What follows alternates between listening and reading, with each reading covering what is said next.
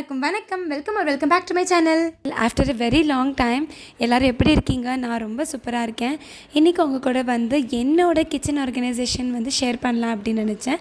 So எங்களோட kitchen இப்போ நார்மலாக நீங்கள் ஒரு ரெண்டல் ஹவுஸ்க்கு போகிறீங்க அப்படின்னா கிச்சன் எப்படி இருக்குமோ அந்த மாதிரி தான் எங்கள் வீட்டில் கிச்சன் இருக்கும். அண்ட் நான் மாடுலர் கிச்சன். ஸோ இப்போ வாங்க வீடியோக்குள்ளே போய் நான் எப்படி ஆர்கனைஸ் பண்ணி வச்சுருக்கேன் பார்த்துடலாம். இப்போ நீங்கள் பார்க்குறது அன்ஆர்கனைஸ்டு கிச்சன். நான் ஆர்கனைஸ் பண்ணி வைக்கிறதுக்கு முன்னாடி கிச்சன் எப்படி இருந்ததோ அதை அப்படியே உங்களுக்கு காமிச்சிருக்கேன். ஸோ இப்போ வாங்க வீடியோக்குள்ளே போகலாம்.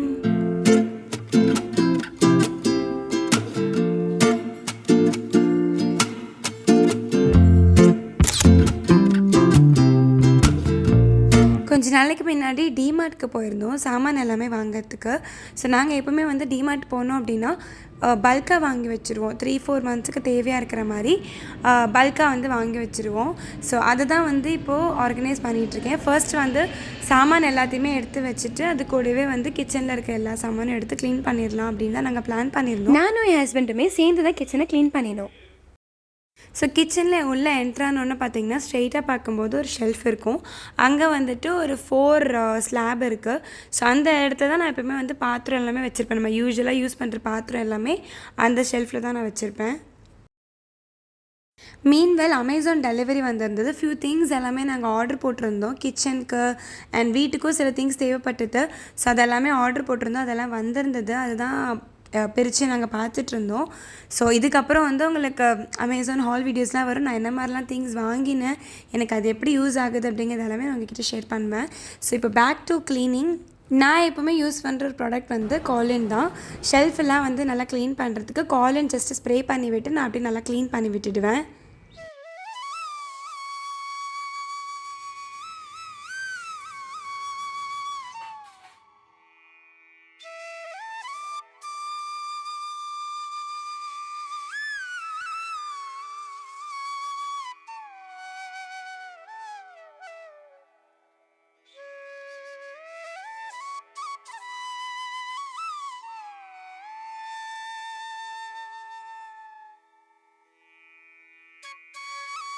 ஸோ உள்ளே என்ட்ரானோடனே இந்த மாதிரி 4 ஷெல்ஃப் இருக்கும்.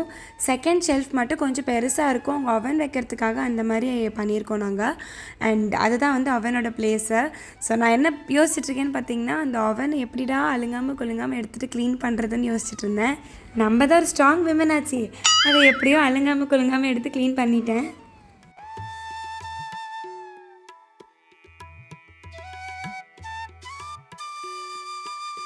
அவனுக்கு மேலே தட்டு ஸ்டாண்டு வச்சுட்டேன். ஸோ இது ஆக்சுவலி முன்னாடி அவனுக்கு பக்கத்தில் இருக்கிற பிளேஸில் தான் வச்சுருந்தோம்.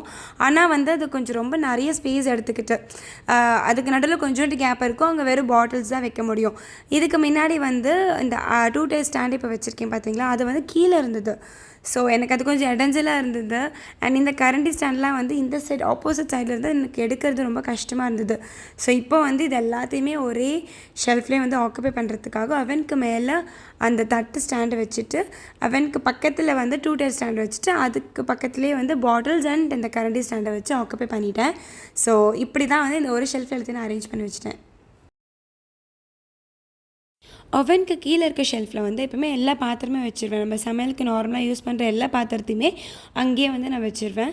அதுக்கு கீழே இருக்கிற ஷெல்ஃபில் தான் மிக்ஸி ஜாரு, அதுக்கப்புறம் ஒரு ஆர்கனைசர் வச்சுருக்கேன் அங்கேயுமே. அதில் டிஃபன் பாக்ஸஸ், யூஸ் பண்ணாத டிஃபன் பாக்ஸஸ், அதுக்கப்புறம் மெயினாக இந்த கிளாஸ் பீங்கான் பவுல்ஸ் எல்லாம் இருக்கும்ல, இதெல்லாம் அந்த ஆர்கனைசரில் போட்டு அரேஞ்ச் பண்ணி வச்சுட்டேன். அண்ட் ஒரு பேஸ்கெட்டில் டிஃபன் பாக்ஸஸ், நார்மலாக நம்ம யூஸ் பண்ண டிஃபன் பாக்ஸஸ் எல்லாமே அதில் வச்சுருக்கேன். ஸோ முந்தின நாள் அந்த அளவுக்கு தான் எடுத்து வைக்க முடிஞ்சது. அதுக்கே ரொம்ப நேரம் ஆயிடுச்சு.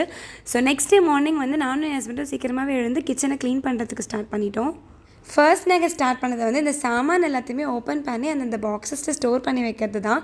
அதுதான் எனக்கு தெரிஞ்ச ஒரு பெரிய தலைவலி பிடிச்ச வேலை. அந்த வேலை முடிஞ்சது அப்படின்னாலே எனக்கு பாதி வேலை முடிஞ்ச மாதிரி. இந்த கிச்சன் மேட் பார்த்திங்கன்னா நான் அமேசான்லேருந்து பர்ச்சேஸ் பண்ணியிருந்தேன். அமேசானில் நான் என்னெல்லாம் ப்ராடக்ட்ஸ் வாங்கினேன், எப்படி யூஸ் ஆச்சு எங்களுக்கு அப்படிங்கிறது எல்லாமே உங்களுக்கு அப்கமிங் ஹாலிடேஸில் நான் ஷேர் பண்ணுறேன். அது எனக்கு மட்டும் தானே என்னன்னு புரியவே இல்லை. கிச்சன் மட்டும் நம்ம எவ்வளோ தான் ஆர்கனைஸ் பண்ணி வச்சாலுமே 2 டேஸ்லேயே திரும்ப அது பழைய மாதிரி ஆகிடுது. நம்ம மெயின்டைன் பண்ணிக்கிட்டே இருக்க வேண்டியிருக்கு, க்ளீன் பண்ணிக்கிட்டே இருக்க வேண்டியிருக்கு. அதுவும் குழந்தைங்களாம் இருக்குது அப்படின்னா அது பண்ணிக்கிட்டே தான் இருக்க வேண்டியிருக்கு.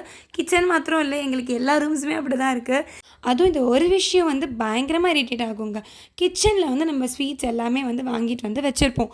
ஸ்வீட்ஸும் காலியாக இருக்கும், ஆனால் அந்த டப்பா மட்டும் அந்த ஷெல்ஃப்லேயே இருக்கும். நான் என்ன நினைப்பேன், சரி ஓகே இருக்குது போல இருக்குன்ட்டு. என்னைக்காச்சும் ஒரு நாள் அந்த டப்பா திறந்து பார்க்கும்போது தான் தெரியும் அது காலியாக இருக்குது. அது டஸ்ட்பினில் போடுறதுக்கு கூட முடியல. நிறைய வீடியோஸில் டைனி ஆர்கனைசேஷன், நான் மாடுலர் கிச்சன் ஆர்கனைசேஷன் அப்படின்னு நிறைய பார்த்துருக்கேன். பட் ஆனால் வீடியோக்குள்ளே போனதுக்கப்புறமா கவுண்டர் டாப்பும் நல்லா பெருசாக தான் இருக்கும், ஷெல்ஃபும் நிறையா இருக்கும், டைனியாலாம் இருக்காது.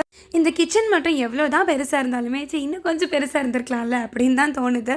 ஐ திங்க் கேர்ள்ஸோட மேனுஃபேக்சரிங் டிஃபெக்ட்னு நினைக்கிறது. பட் என்னோடய கிச்சன் அப்படி கிடையாது.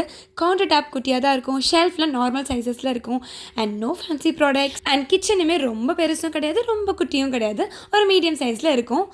அண்ட் இப்போ நீங்கள் வந்து ஒரு ரியலிஸ்டிக்கான கிச்சன் டூர் தான் பார்க்க போகிறீங்க.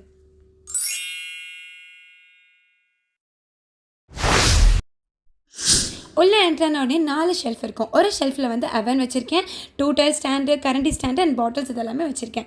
அதுக்கு கீழே வந்து நம்ம நார்மலாக டெய்லி யூஸ் பண்ணுற பாத்திரங்கள், அதுக்கு கீழே வந்துட்டு டிஃபன் பாக்ஸஸ், அதுக்கப்புறம் மிக்ஸி ஜார்ஸு அண்ட் தேவையில்லாத டிஃபன் பாக்ஸஸ் எல்லாமே ஒரு ஆர்கனைசரில் போட்டு ஸ்டோர் பண்ணி வச்சுருக்கேன். இங்கே மேல் ஷெல்ஃபில் வந்து இந்த ஸ்டோர் பண்ணி வைக்கிற ஐட்டம்ஸ், உளுத்தம் பருப்பு, பயத்தம் பருப்பு, ரைஸ் ஃப்ளார், பேசன் ஃப்ளார், இந்த மாதிரி எல்லாமே வந்து அங்கே வச்சுருக்கேன். இந்த சைட் ஆப்போசிட் சைடில் வந்து கீழே வந்து பார்த்திங்கன்னா எல்லா வகையான அரிசி, புழுங்கலரிசி, பச்சரிசி, இட்லி அரிசி, ரேஷன் அரிசி எல்லாமே இருக்கும். அண்ட் இந்த 2 டீன்ஸ் இதிலலாம் வந்துட்டு சாமான் எல்லாமே ஸ்டோர் பண்ணி வச்சுருக்கேன். மேலே அப்படியே பார்த்திங்கன்னா 4 ஷெல்ஃப் இருக்கும். ஃபர்ஸ்ட் ஷெல்ஃபில் வந்து மிக்ஸி, ஜூஸர், கெட்டில், அதுக்கப்புறம் உப்பு, ஸ்பூன் ஸ்டாண்ட் இதெல்லாம் வச்சுருக்கேன். செகண்ட் ஷெல்ஃபில் வந்து sugar, brown sugar, white sugar, அதுக்கப்புறம் டீ, காஃபி, அதுக்கப்புறம் அவல், அப்புறம் அஞ்சர் பெட்டி இதெல்லாமே வந்து செகண்ட் ஷெல்ஃபில் இருக்கும். தேர்ட் ஷெல்ஃபில் வந்து பருப்பு வகைகள், அப்புறம் மசாலாஸ் எல்லாமே, சாம்பார் பொடி, ரசப்பொடி, அதுக்கப்புறம் பட்டை, லவங்கம், சோம்பு, செசமி சீட்ஸ், ஸோ இந்த மாதிரி எல்லாமே அடுத்த ஷெல்ஃபில். அதுக்கு மேலே இருக்கிறதுல வந்து மில்லட்ஸ் வகைகள், அதுக்கப்புறம் வந்து சுண்டல் வகைகள், அப்புறம் ஊறுகாய் இதெல்லாமே வந்து இருக்கும். இந்த சைடில் வந்து ஒரு 3 ஷெல்ஃப் இருக்கும். அதில் ஃபர்ஸ்ட்டில் வந்து நான் இந்த உப்புமா வகைகள், சேமியா, கோதுமை ரவை, அதுக்கப்புறம் வெல்லம் வச்சுருக்கேன். செகண்ட் ஷெல்ஃபில் வந்துட்டு இந்த சபுதானா, ஓட்ஸ் பவுடர், இல்லை மக்கானா பவுடர், அந்த மாதிரி திங்ஸ் எல்லாமே வந்து அங்கே வச்சுருக்கேன். ப்ளஸ் இல்லை கப்ஸ் எல்லாமே இருக்கும். தேர்ட் ஷெல்ஃபில் வந்து டம்ளர்ஸ், டவலாஸ் எல்லாமே வச்சுருக்கேன். ஸோ அந்த 3 ஷெல்ஃப்க்கு கீழே தான் அப்படியே சிங்க்கு, அதுக்கு மேலே வந்து ஆரோ வாட்டர் போட்டிருக்கோம். அண்ட் இந்த சைட் ஃபுல்லாக வந்து கவுண்டர் டாப்க்கு மேலே தான் வந்து நான் கிரைண்டர் வச்சுருக்கேன். பிகாஸ் வேறு எங்கேயுமே ஸ்பேஸ் கிடையாது இங்கே வைக்கிறதுக்கு. அண்ட் கவுண்டர் டாப்க்கு கீழே பார்த்திங்கன்னா 2 ஷெல்ஃப் இருக்கும். அதில் வந்து குக்கரு, வானலி, அதுக்கப்புறம் இட்லி பாத்திரம், ஹாட் பேக், அதுக்கு கீழே வந்து ஆனியன், பூண்டு, பொட்டேட்டோ, இந்த மாதிரி திங்ஸ் எல்லாமே வந்து ஆர்கனைஸ் பண்ணி வச்சுருக்கோம். So this is all about my kitchen organisation. Weekly once கண்டிப்பாக ஃப்ரிட்ஜை நீட் பண்ணி வச்சுடுவேன். அதே மாதிரி டீப் க்ளீனிங் வந்து 15 டேஸ்க்கு ஒன்ஸ் கண்டிப்பாக பண்ணுவேன். பட் சில டைம் பண்ண முடியாது, டைம் கரெக்டாக இருக்கும். அப்படி இல்லைனாலும் 20 டேஸ்க்கு ஒன்ஸ் ஆச்சு கண்டிப்பாக டீப் க்ளீனிங் பண்ணிவிடுவேன். ஏன்னா நம்ம அப்படியே விட்டுட்டோம் அப்படின்னா ரொம்ப டஸ்ட் ஆகிடும். அதுக்கப்புறம் நம்ம வந்து க்ளீன் பண்ணுறதுக்கு ரொம்ப நிறைய டைம் எடுத்துக்கும். இதே வீக்லி நம்ம க்ளீன் பண்ணிகிட்டே இருக்கும்போது நமக்கு ஈஸி ஆகிடும். ஸோ டக்குன்னு க்ளீன் பண்ணிவிட்டு நம்ம அரேஞ்ச் பண்ணி வச்சுட்டு போயிடலாம். ஃப்ரிட்ஜ் வந்துட்டு எல்லோரும் வீடியோக்காக காட்டுற மாதிரி இப்படி ஆர்கனைஸ் பண்ணி வைங்க, ஸ்பேஷியஸாக இருக்கும் அப்படிலாம் நான் கண்டிப்பாக காட்ட மாட்டேன். பிகாஸ் ப்ராக்டிக்கலி அது இம்பாசிபிள்.